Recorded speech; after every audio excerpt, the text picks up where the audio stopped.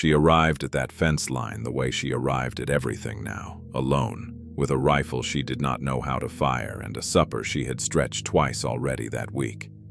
It was a Tuesday. The frost had come early that year, and the man who collapsed against her gatepost had the look of something the land itself had tried to use up and discard. He did not ask for help. He did not ask for anything. He simply lay there in the mud with two boys standing over him, silent in the way children become silent when they have learned that noise brings trouble.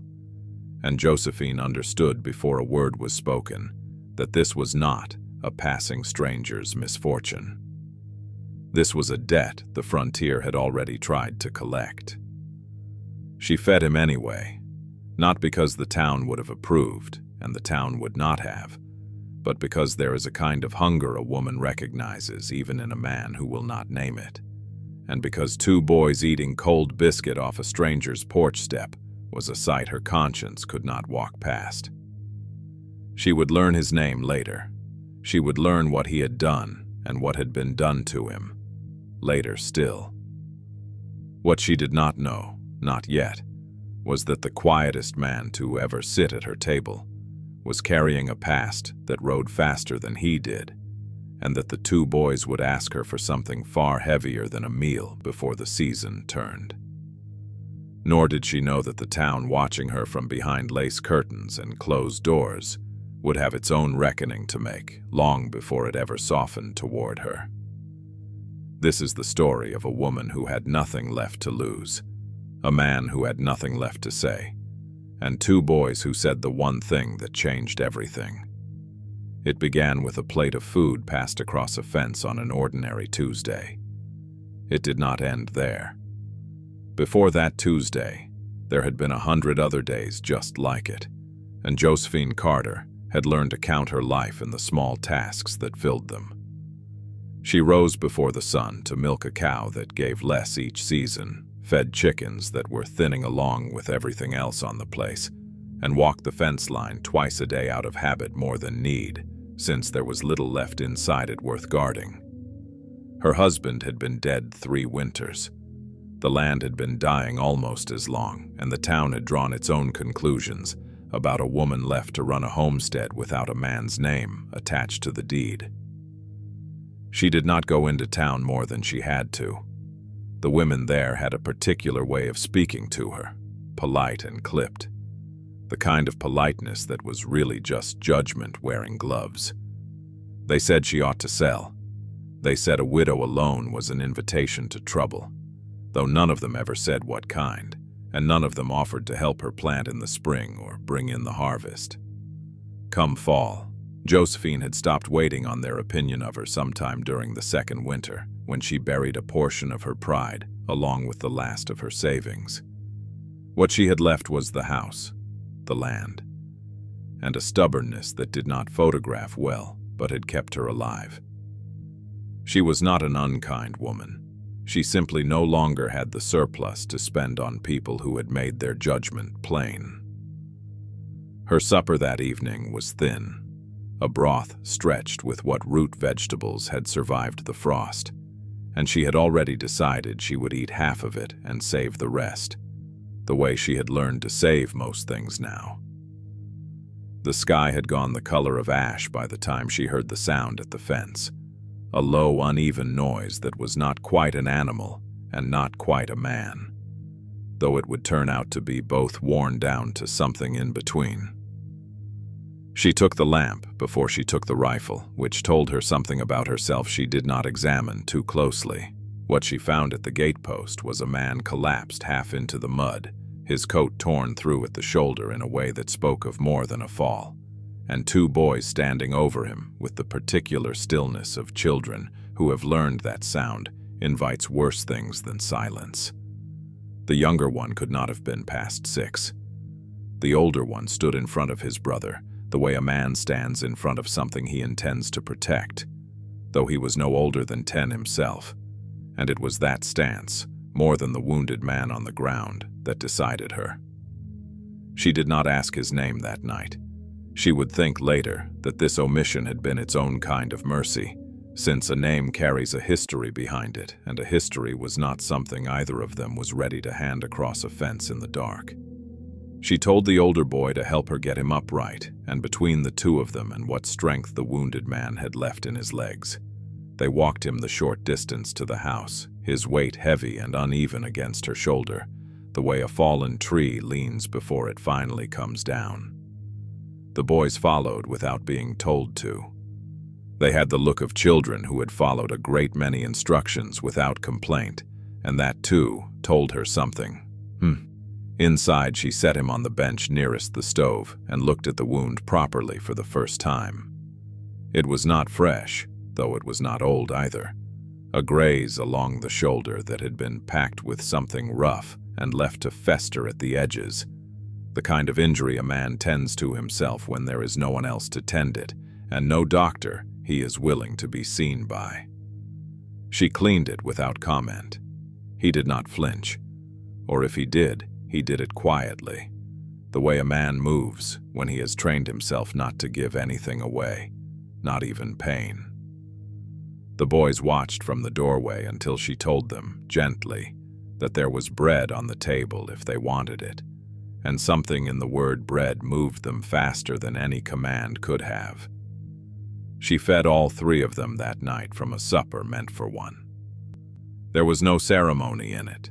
She simply set out what she had, thinned the broth further with water so it would stretch to 3 more bowls, and did not remark on how quickly the boys ate, or how the older one hesitated before his second bite until his brother had already taken his own, checking, always checking, that there would be enough. The wounded man ate slower, his eyes on the table more than on his food. And once, when she reached across to refill the younger boy's cup, she saw him watch her hand, the way a man watches something he cannot quite believe is real and does not want to test by reaching for it himself. He did not thank her in words. He said only that he was obliged to her, which was a smaller thing to say, and she thought, probably the larger thing to mean. She did not press him for his name, and he did not offer it, and the silence between them was not uncomfortable so much as it was careful.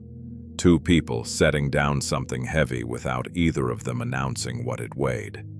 Some kindnesses do not need an accounting. She had learned that from her husband, long before she had learned it from necessity, and it was a lesson she found herself leaning on now without quite deciding to.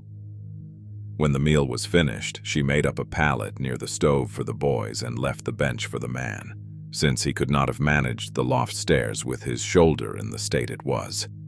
And because there was, in truth, nowhere else in the house to put him, she banked the fire before she went to her own room, and stood a moment in the doorway looking back at the 3 of them settling into a house that had held only her for 3 years. The older boy had already curled himself around his brother, an old habit by the look of it, and the man sat upright against the wall with his eyes closed, but his hand resting near enough to the boys that no one would have called it accidental.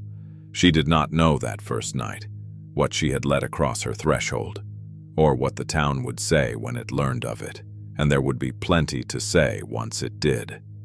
She knew only that there had been a hunger in her kitchen that evening, larger than any she had fed alone, and that some part of her, some part she had not used in a long while, had wanted to fill it. Outside, the wind moved through the bare trees the way it always did in that country come November, indifferent to whatever small mercies were taking place beneath a widow's roof. It would keep moving that way long after this night was forgotten by everyone but the 4 people inside.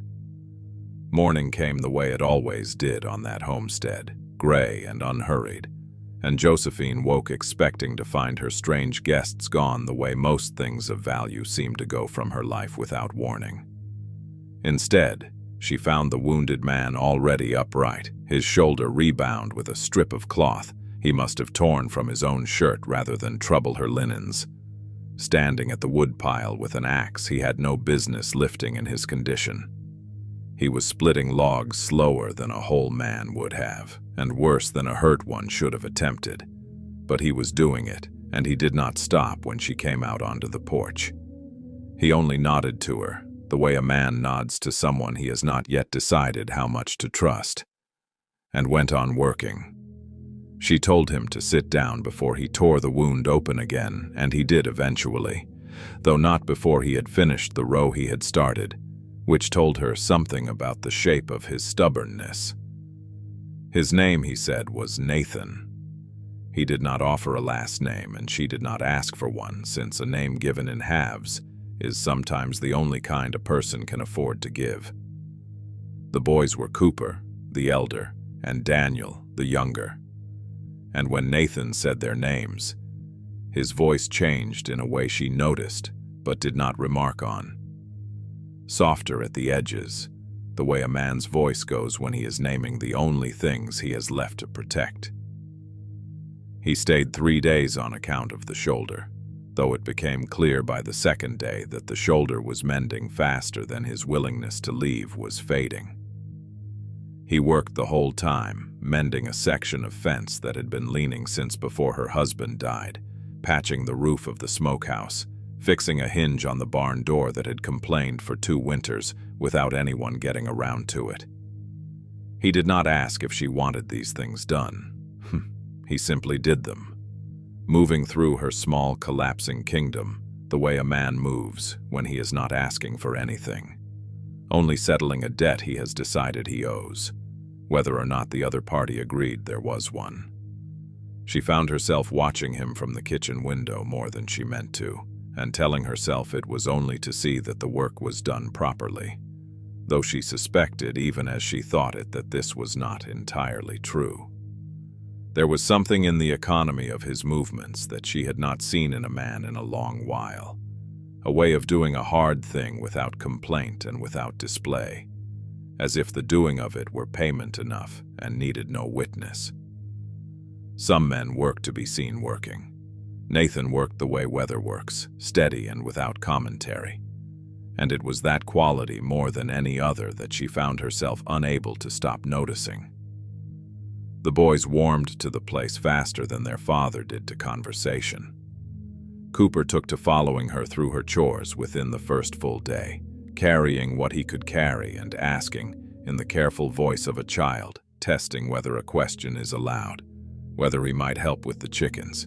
Daniel said very little, but he had taken to sitting on the porch step each evening with a piece of whittled wood Nathan had given him, working it slowly into some shape only he could see the end of. And there was a piece in the picture of him there that Josephine had not realized her porch had been missing until she saw it filled. She began, without deciding to, setting the table for 4 instead of clearing away 3 extra places each night.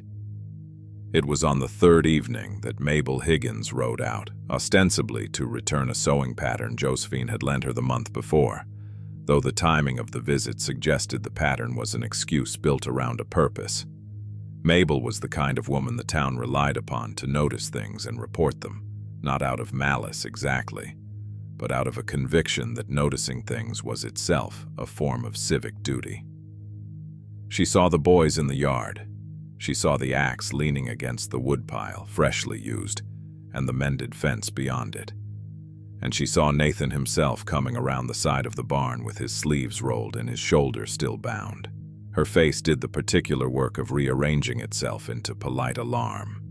She did not say anything untoward in front of the children, since even Mabel had limits. But she found a moment alone with Josephine at the gate before she left, and her voice dropped into the register she used for warnings, dressed up as concern. A woman alone taking in a stranger, she said, and armed men passing through the territory of late, and a widow's reputation being a fragile thing, not easily repaired once it was spent. Josephine listened without interrupting, which was its own kind of answer. And when Mabel had finished, she said only that the man had been hurt and the children had been hungry, and that she did not see how feeding either was a sin worth confessing. Mabel left with her opinion unchanged and her curiosity thoroughly fed, which Josephine suspected was the more dangerous of the two. That night, after the boys were asleep, Nathan came to find her on the porch, where she had taken to sitting with her mending after the children went down. He said he had heard enough of the conversation at the gate to know what kind of trouble his presence might bring her, and that he intended to move on within the week, once the shoulder allowed for riding. He said it plainly, without apology, and without asking her to argue against it, though something in the set of his jaw suggested he was waiting to see whether she would. She did not answer him right away. She only kept her eyes on her mending and said that the fence still needed the far corner done, and the smokehouse roof wanted another day's work besides, and that a man ought to finish what he started before he went anywhere. He was quiet a long moment after that, the kind of quiet that carries more weight than speech, and when he finally spoke again, it was only to agree that a fence half mended was worse than one not started at all. It was not a declaration of anything. It was the smallest possible concession, offered the way a man offers something he does not want examined too closely, and she accepted it the same way, without comment, without either of them naming what had actually been decided between the lines of that exchange.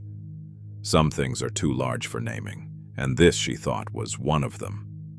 The days that followed took on a rhythm neither of them acknowledged out loud. Nathan's week of finishing work stretched, one small repair leading naturally to the next, and no one in that house seemed inclined to point out how easily a week could become something longer if neither party objected. Cooper began calling him Pa without prompting, quietly, almost as a test, and Nathan's hand had gone briefly still over the boy's hair the first time he heard it, though he said nothing to correct him. Josephine noticed.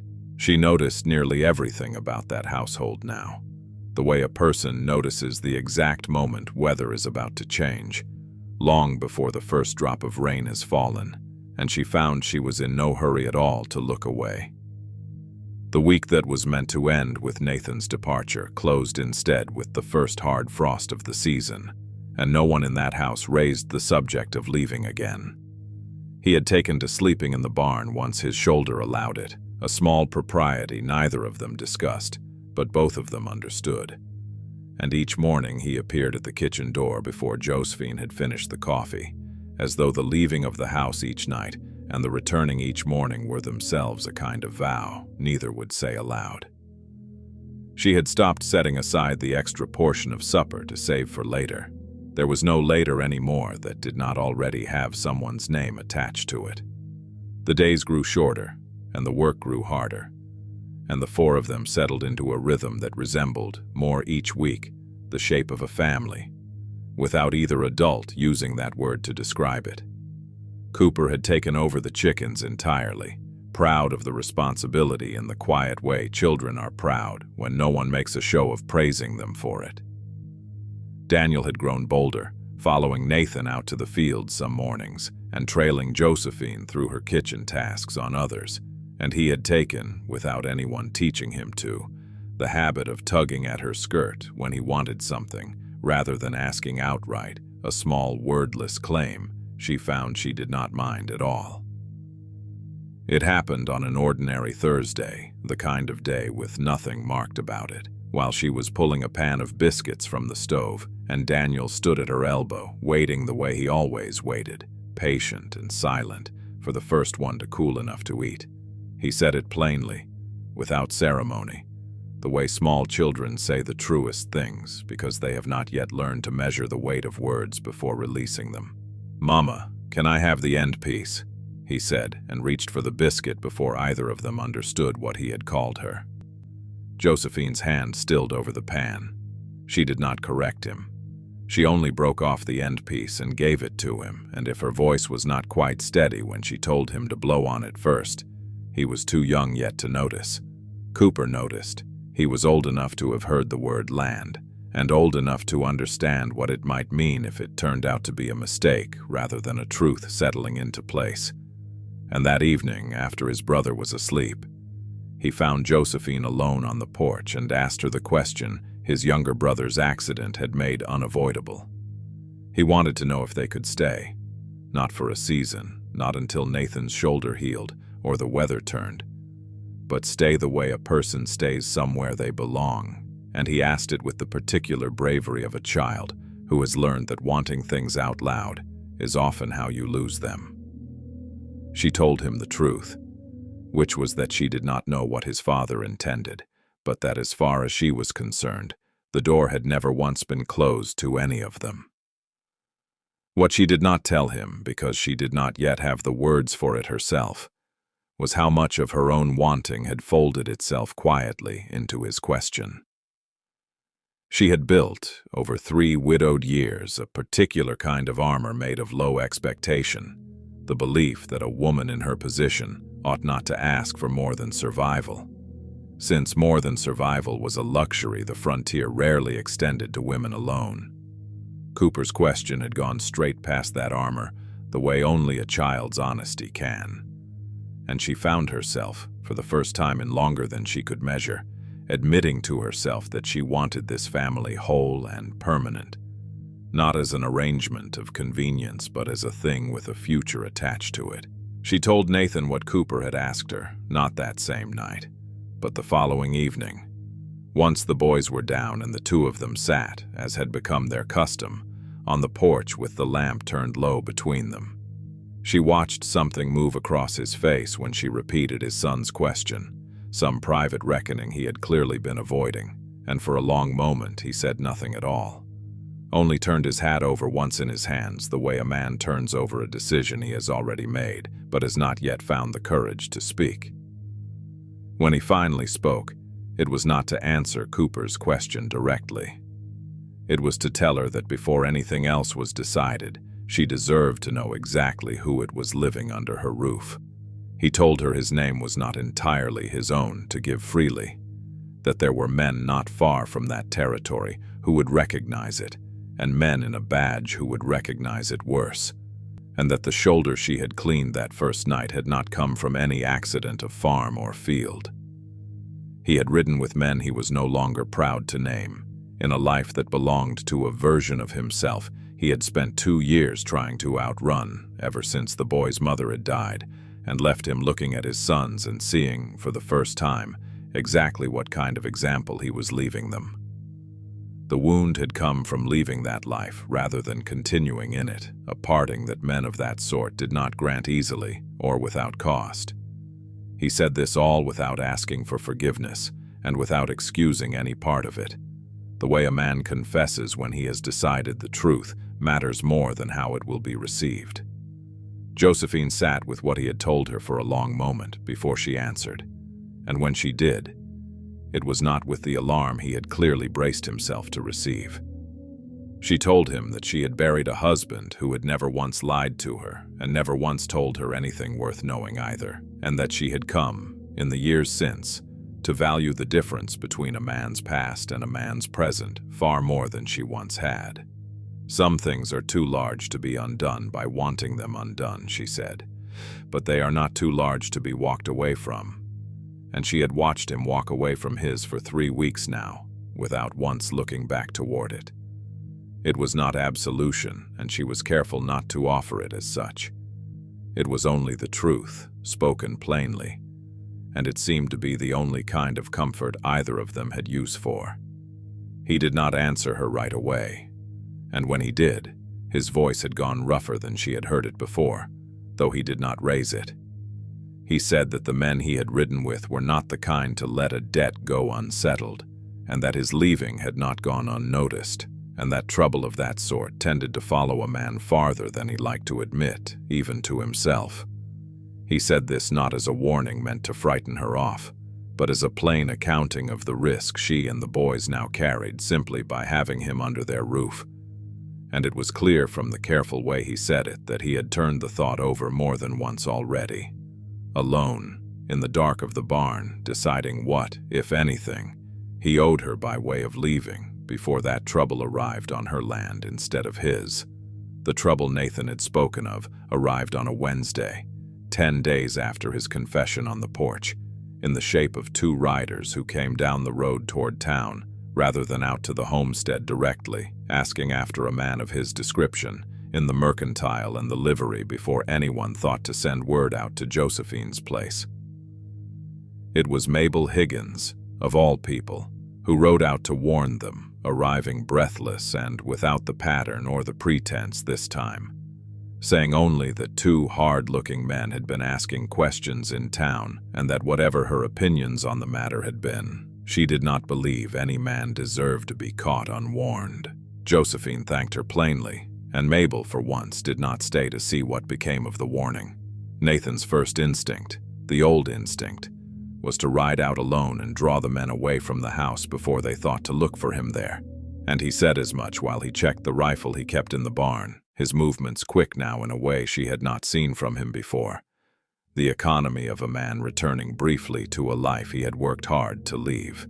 Josephine stood in the doorway and told him, in a voice steadier than she felt, that running had already been tried once and had only bought him distance, not peace, and that a man who spent his life riding away from a thing never got to stop long enough to see whether it might have let him go already. She did not ask him to stay out of sentiment. She asked him to stay because she had come to believe, watching him mend fences and rock her stove-side chair by lamplight, that the man in front of her had already paid whatever debt the road behind him thought was still owed. The two riders found the homestead by evening, and Nathan met them in the yard, rather than let them come near the porch where the boys were watching from the window, standing the way a man stands when he has decided a thing must be finished rather than postponed.